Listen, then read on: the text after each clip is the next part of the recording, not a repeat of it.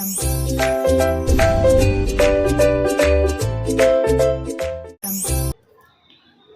everyone, welcome to my channel Chemistry SR.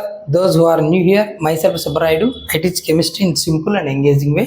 If you are interested, keep watching. ఈ రోజు వీడియోలో మనం 11th class chemistry or intermediate first year అంటాం. అందులో chemical equilibrium అనేటువంటి చాప్టర్లో క్యారెక్టరిస్టిక్స్ ఆఫ్ ఈక్విలిబ్రియం కాన్స్టెంట్, ఒక రివర్సిబుల్ రియాక్షన్లో ఎగ్జిస్ట్ అయ్యేటువంటి ఈక్విలిబ్రియం కాన్స్టెంట్ యొక్క క్యారెక్టరిస్టిక్స్ ఏముంటాయో చూస్తున్నాం. ప్రీవియస్ వీడియోలో ఈక్విలిబ్రియం కాన్స్టెంట్ మనం ఎలా డిరైవ్ చేయాలి in terms of molar concentration, in terms of partial pressure ఆ ఈక్వేషన్లో రాసుకున్నా. అలాగే డెల్టా ఎన్ వాల్యూ ఎలా వస్తుందో చూసాం, అదంతా అయిపోయింది. డెల్టా ఎన్ యూనిట్స్ ఏంటో కూడా రాసాం. అంటే equilibrium constant in terms of molar concentration, in terms of partial pressure రెండింటికి యూనిట్స్ కూడా నోట్ చేసుకున్నాం. సరే, బాగుంది. ఇప్పుడు ఆ ఈక్విలిబ్రియం కాన్స్టెంట్ యొక్క క్యారెక్టరిస్టిక్ ప్రాపర్టీస్ ఏంటివి అంటే, ఈక్విలిబ్రియం కాన్స్టెంట్ ఏవైనా ఇన్ఫ్లుయెన్స్ చేసే ఫ్యాక్టర్స్ ఏమైనా ఉన్నాయా, ఏవైనా చేంజ్ చేస్తే చేంజ్ అవుతాయా, లేదా ఈక్విలిబ్రియం కాన్స్టెంట్ దేనిపైన డిపెండ్ అవుతుంది, దేనిపైన డిపెండ్ అవ్వదు, ఇవన్నీ తెలుసుకుందాం. ఓకే, ఇంపార్టెంట్ అనేది.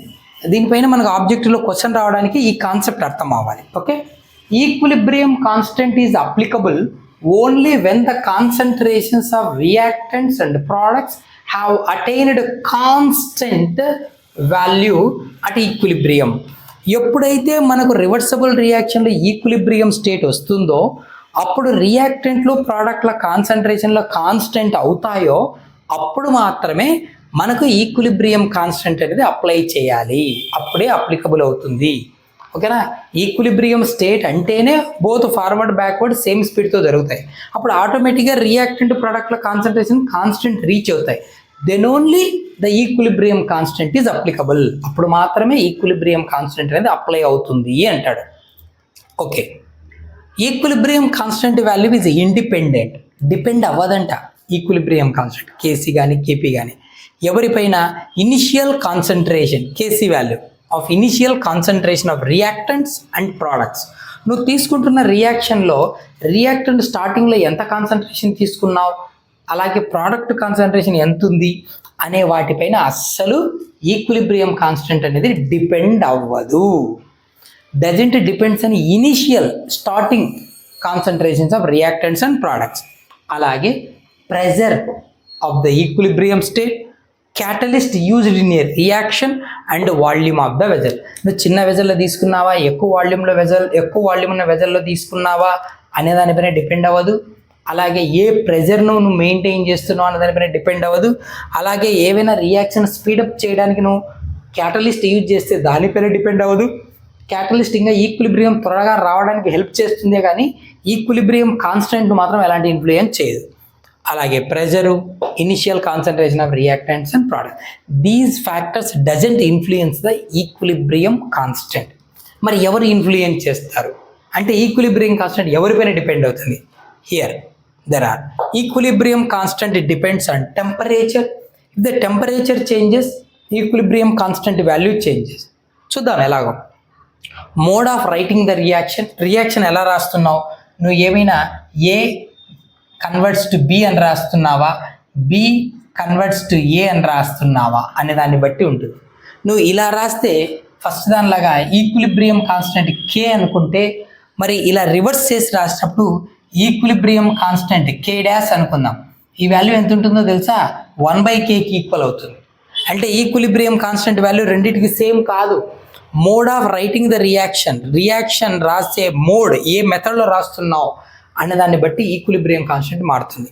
ఇలా ఫార్వర్డ్గా రాస్తే A gives rise to B, equilibrium constant K అనుకుంటే B gives rise to A అని రివర్స్లో రాస్తే రెసిప్రోకల్ వాల్యూకి ఈక్వల్ అవుతుంది. అంటే equilibrium constant value depends on mode of writing the equation.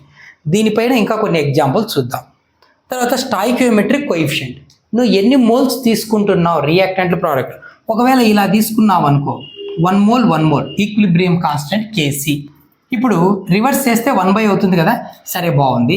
ఇప్పుడు నువ్వు 2 moles A combines to give 2 moles B అని రాసావు అనుకో. ఇప్పుడు equilibrium constant KC is equal to ఏమవుతుందో తెలుసా? సేమ్ అంతా అదే కదా, కానీ ఇంటూ 2 కదా, సో k² అవుతుంది. అంటే కోఎఫిషియంట్స్ పైన డిపెండ్ అవుతుంది ఈక్విలిబ్రియం కాన్స్టెంట్. ఫస్ట్ దానికేమో ఈక్విలిబ్రియం కాన్స్టెంట్ వాల్యూ కే అనుకున్నాం. సో దాన్ని 2 అనే కోఎఫిషియంట్తో ఒక ఇంటీజర్తో మల్టిప్లై చేసినప్పుడు ఎంటర్ రియాక్షన్ని అప్పుడు ఈక్విలిబ్రియం కాన్స్టెంట్ కే స్క్వైర్ అయిపోయింది. 3తో మల్టిప్లై చేస్తే కే క్యూబ్డ్ అవుతుంది. అంటే కేసీ ఈజ్ కూడా కే పవర్ ఎన్ అని రాసుకోవచ్చు. If the reaction is multiplied by an integer N, equilibrium constant KC will be K power N అవుతుంది. రాద్దాం, దానికి కూడా ఎగ్జాంపుల్ వేసుకుందాం. ఓకేనా? సో అలాగా కోఎఫిషియంట్ స్టాయికియోమెట్రిక్ కోఎఫిషియంట్స్ పైన డిపెండ్ అవుతుంది. Mode of writing the equation temperature పైన డిపెండ్ అవుతుంది. టెంపరేచర్ పైన ఎలా డిపెండ్ అవుతుంది? Dependence of equilibrium constant and temperature is given by van Hoff equation. Van Hoff ఒక ఈక్వేషన్లో ఇచ్చాడు. ఏంటది అంటే log of K2/K1 is equal to delta H by 2.303 into R into T2 minus T1/T1 T2. ఇక్కడ T1 T2 అనేది ఏంటి? Are 2 different temperatures. ఓకేనా? తర్వాత delta H change in enthalpy, R gas constant, K2 K1 rate constants. ఓకేనా? Forward backward rate constant value. K1 for forward rate constant, K2 for backward rate constant. ఓకేనా? ఈ values అన్ని substitute చేస్తే 2 different temperatures దగ్గర. ఓకేనా? Equilibrium constant మనకి ఎలా మారుతుంది అనేది ఈ ఈక్వేషన్ ద్వారా కనుక్కోవచ్చు అంటాడు. That's it. For exothermic reaction అంటే రియాక్షన్లో హీట్ ఎనర్జీ రిలీజ్ అవుతుంది అంటే ఎక్సోథర్మిక్ అంటే delta H is equals to negative. ఓకేనా? For exothermic reaction KC value decreases, equilibrium constant తగ్గుతుందంట. ఎప్పుడు? With increase in temperature. For example ఒక రియాక్షన్ తీసుకున్నావు, ఆ రియాక్షన్ నీకు ఎక్సోథర్మిక్ రియాక్షన్ అనుకో.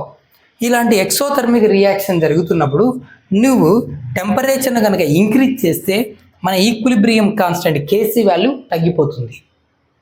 ఓకేనా? అలాగే ఫర్ ఎండోథర్మిక్ రియాక్షన్, ఎండోథర్మిక్ అంటే హీట్ అబ్జార్బ్ చేసుకుంటా ఉంది.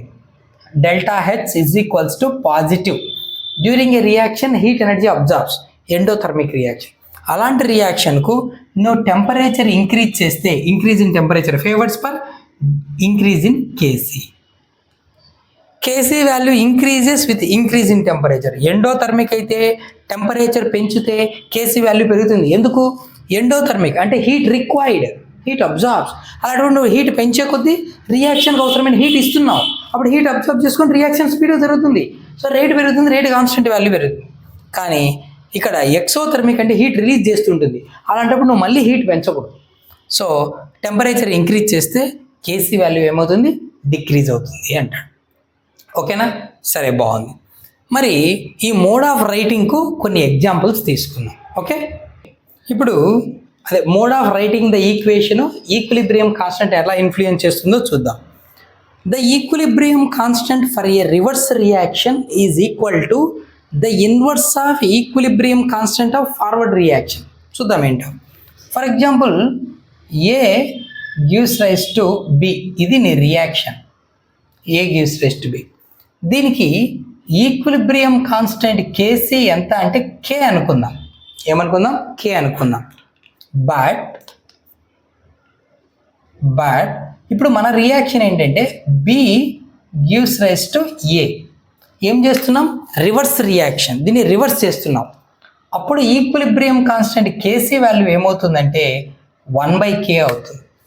ఈ ముందు రియాక్షన్ సేమ్ అదే, కానీ రివర్స్ చేసి రాసావు. మోడ్ ఆఫ్ రైటింగ్ రివర్స్ రాసినప్పుడు ఈక్విలిబ్రియం కాన్స్టెంట్ 1/k అవుతుంది, రివర్స్ అవుతుంది. అంటే inverse of equilibrium constant of forward reaction. Reaction reverse చేసి రాసినప్పుడు ఈ ఫస్ట్ రియాక్షన్ యొక్క ఈక్విలిబ్రియం కాన్స్టెంట్ అనేది ఇన్వర్స్ అవుతుంది. If the reaction is multiplied or divided by a small integer, then rate equilibrium constant Kc is equal to K power n. ఇది చూద్దాం. For example A gives rise to B. A Bగా convert అయింది. దీనికి equilibrium constant Kc is equal to K అనుకుందాం. ఏమనుకున్నాం? K అనుకుందాం. ఇప్పుడు ఇదే రియాక్షన్ని 2 అనే ఒక ఇంటీజర్తో మల్టిప్లై చేస్తే 2a gives rise to 2b అనుకుందాం. Multiplied by suitable or small integer. అప్పుడు ఈక్విలిబ్రియం కాన్స్టెంట్ కేసీ డాష్ అనుకుందాం. ఇది వేరు కదా reaction. KC dash is equals to multiply చేసావు కదా, సో కే స్క్వైర్ అవుతుంది. సో దేంతో మల్టిప్లై చేస్తే ఆ ఇంటీజర్ పవర్లోకి వస్తుంది రేట్ ఈక్విలిబ్రియం కాన్స్టెంట్. సరే, ఈసారి నువ్వు 3తో డివైడ్ చేసావు. 1/3a gives rise to 1/3b అనుకుందాం. ఇప్పుడు కేసీ డబల్ డాష్ ఇది వేరే ఈక్వేషన్ కదా. ఎలా ఉంది, ఫస్ట్ దాన్ని 1/3తో ఏం చేసావు, మల్టిప్లై చేసావు, లేదా 3తో డివైడ్ చేసావు అనుకుందాం. అప్పుడు ఏమవుతుంది, k పవర్ 1/3. నువ్వు కోఎఫిషియంట్ ఎంత వేస్తావు అది పవర్లోకి వెళ్ళిపోద్ది అంతే. Multiplied by 2 square, divided by 3 power 1/3 అంతే. ఇది అనమాట నువ్వు రాసే ఈక్వేషన్. మల్టిప్లై కానీ ఏదైనా డివైడ్ చేస్తే అప్పుడు రేట్ కాన్స్టెంట్ ఏమవుతుంది, k పవర్ ఆ ఇంటీజర్ వెళ్తుంది. ఓకేనా. 2తో మల్టిప్లై చేస్తే స్క్వేర్, 3తో డివైడ్ చేస్తే పవర్ 1/3. 3తో డివైడ్ అంటే ఇంటూ 1/3 అనే కదా, కాబట్టి power 1/3. If KC for the resultant equation, ఒక రిజల్టెంట్ ఈక్వేషన్ ఎలా వస్తుంది, obtained by adding 2 equilibrium reactions, 2 equilibrium reactions. For example A gives rise to B అనుకుందాం. దీని ఈక్విలిబ్రియం కాన్స్టెంట్ k అనుకుందాం. ఏమనుకుంటున్నాం, k అనుకుందాం. తర్వాత B gives rise to C, B సిగా convert అవ్వడం. దీని ఈక్విలిబ్రియం కాన్స్టెంట్ కేసీ డాష్ అనుకుందాం. ఓకేనా. ఇది k1 అనుకో, ఇది k2 అనుకో, వేరే వేరే కదా. ఇక్కడ ఏబి, ఇక్కడ బీసీ కదా, కాబట్టి దీని ఈక్విలిబ్రియం కాన్స్టెంట్ k1 అనుకుందాం, దీని ఈక్విలిబ్రియం కాన్స్టెంట్ k2 అనుకుందాం. ఇప్పుడు ఏ గివ్స్ రైస్ టు సి, ఈ రియాక్షన్ యొక్క ఈక్విలిబ్రియం కాన్స్టెంట్ ఏమవుతుంది, ఏబిది k1, బీసీది k2, ఈ రెండు కంబైన్ చేస్తే వస్తుంది ఏసీ. ఏసీ మధ్య ఈక్విలిబ్రియం. అప్పుడు ఈక్విలిబ్రియం కాన్స్టెంట్ ఏమవుతుందంటే k1 ఇంటూ k2కి equal. By combining we get a resultant equilibrium. Now the equilibrium constant is equal to product of both equilibrium constants of individual reaction. అర్థమైందా, equilibrium constants of individual reactions. ఓకేనా. So KC for the resultant equation obtained by adding 2 equilibrium reactions, ఈ రెండు add చేస్తే ఇది వస్తుంది, is the product of 2 individual equilibrium constant. ఈ రెండింటి individual equilibrium constant ప్రోడక్ట్కి ఈ resultant equation equilibrium constant equal అవుతుంది. సో మనం సింపుల్గా రాయాలంటే ఈక్వేషన్, ఓకేనా, ఈక్విలిబ్రియం కాన్స్టెంట్ సింపుల్గా రాద్దాం. ఫర్ ఎగ్జాంపుల్ నువ్వు రియాక్షన్ ఇలా తీసుకున్నావు, A gives rise to B. ఓకేనా. Equilibrium constant KC is equal to k అనుకుందాం. ఇప్పుడు 2a gives rise to 2b, అప్పుడు కేసీ ఏమవుతుంది, k డాష్ సి అనుకుందాం. ఇది k స్క్వేర్ అవుతుంది. ఏమవుతుంది, k స్క్వేర్. లేదు, ఒకవేళ నువ్వు రివర్స్ చేసి రాసావు, b gives rise to a, ఇప్పుడు కేసీ డబల్ డాష్ వేరే కదా రియాక్షను.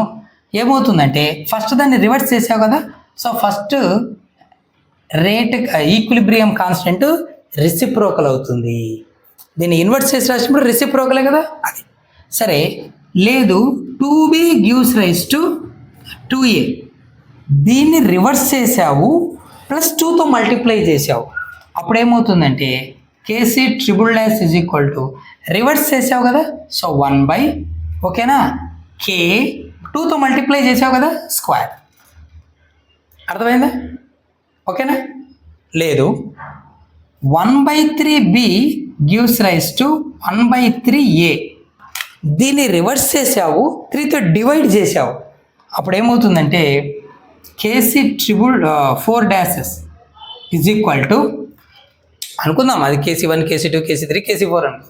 అప్పుడు ఏమవుతుందంటే ముందు దీన్ని రివర్స్ చేసావు కదా, సో 1/3తో డివైడ్ చేసావు కదా, సో దాని రేట్ కాన్స్టెంట్ k పవర్ 1/3 ఇంతే.